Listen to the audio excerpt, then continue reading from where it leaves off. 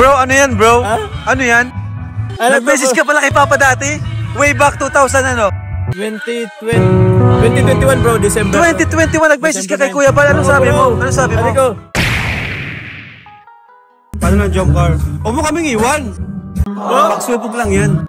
Ayoko man iwan kasi sabi ko yung balay.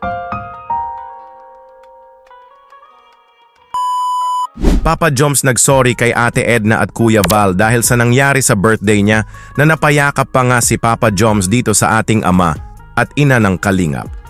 At may inamin nga si Papa Joms kay Kuya Rab about kay Kuya Val na kinagulat ni Kuya Rab nang malaman niya ito. At Kuya Rab, may mensahe sa lahat na dapat po nating malaman. At tambalang Papa Joms at Carla, pansamantalang magpahinga ba kaya o tuloy na tuloy?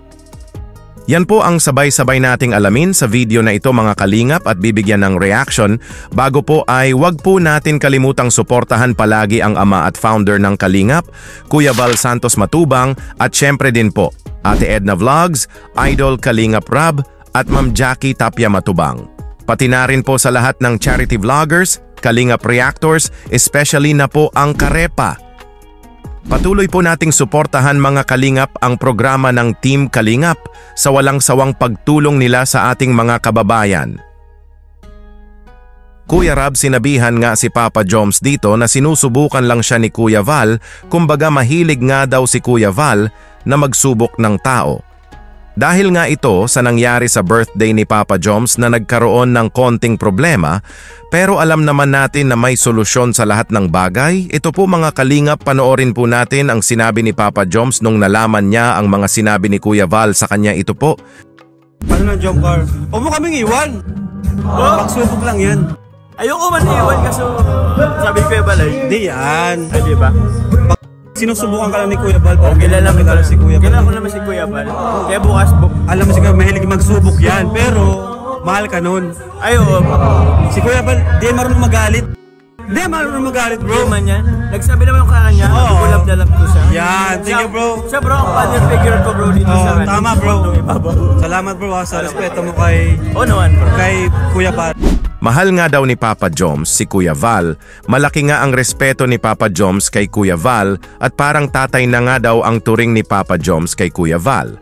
At sabi nga ni Kuya Rab kay Papa Joms na sinusubukan lang siya ni Kuya Val at mahal siya nito.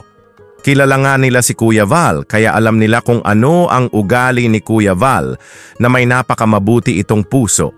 Ito po mga Kalingap, pumunta nga sina Kuya Val at Ate Edna sa swimming birthday celebration kay Papa Joms at sinalubong na nga nila Papa Joms, Carla at Kuya Rab, sina Kuya Val at Ate Edna. At nagsorry nga si Papa Joms dahil sa nangyari ito po.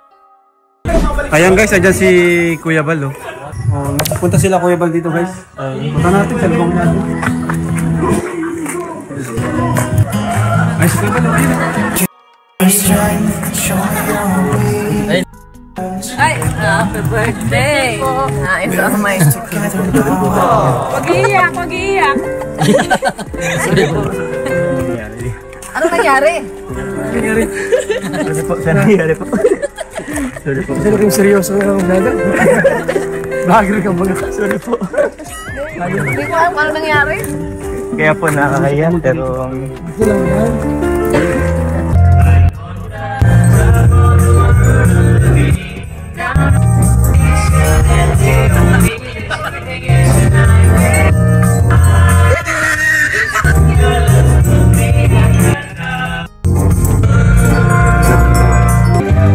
Yan, love lang tayo guys. Love lang po tayo guys. Nag-bless nga si Papa Joms kay Ate Edna at nagsorry dahil sa nangyari. At ganun nga din kay Kuya Val na napayakap nga si Papa Joms. Malaki po talaga ang respeto ni Papa Joms sa ating ama at ina ng Kalingap. Pero gaya nga sa sabi ni Kuya Rab na sinusubukan lang ni Kuya Val si Papa Joms. At alam naman po natin na loyal po talaga si Papa Joms sa Team Kalingap at di po talaga aalis at iiwan ni Papa Joms ang Team Kalingap. Enjoying together nga ang Team Kalingap, celebrating Papa Joms' birthday at ang mensahe nga ni Kuya Rab sa lahat ay love lang tayong lahat. Spread love lang tayo, no to negativity. Papa Joms, may pinakita nga kay Kuya Rab na nag-message pala si Papa Joms kay Kuya Val way back 2021. Nagulat nga si Kuya Rab sa kanyang nalaman ito po. Bro, ano yan bro? Ano yan? Nag-message ka pala kay Papa dati? Way back 2000 ano? 2021 bro, December. 2021 nag-message ka kay Kuya Val. Anong sabi mo? Anong sabi mo? Sabi ko, good po Tito Val, medyo nahiya pa ako lumapit. Hingi pa sana konting tulong for my Grabe! na COVID and na-stroke po kasi siya 1 month na. Grabe, Dito sa hospital. Bro, ito si Papa bro. Hello? And bro. Grabe bro! Grabe ang tadhana, no? Grabe si Lord. Grabe nga bro. Bro, nag-message pala sa kay Kuya Val, naghingi ng tulong dati. Oo, legit. Grabe bro!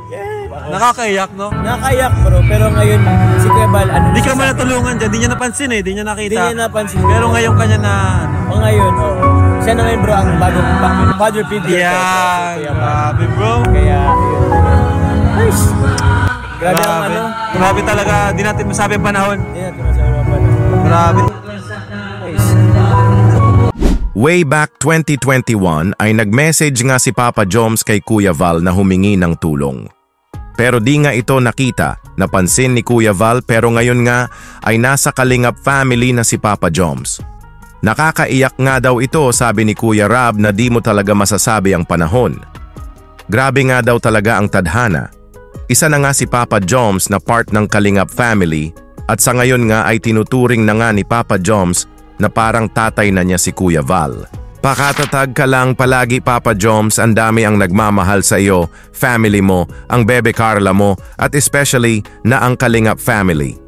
Nagkita na nga si Papa Joms at Kuya Val at Ate Edna at okay na nga ang lahat, kumbaga nangingibabaw ang pagmamahalan na love lang yan nga ang sabi ni Kuya Rab. Kaya tuloy-tuloy po talaga ang tambalang Papa Joms at Carla na sobrang sweet pa nga nila dito sa isa't isa na nagsigawan na nga ang lahat sa kilig. Ito po.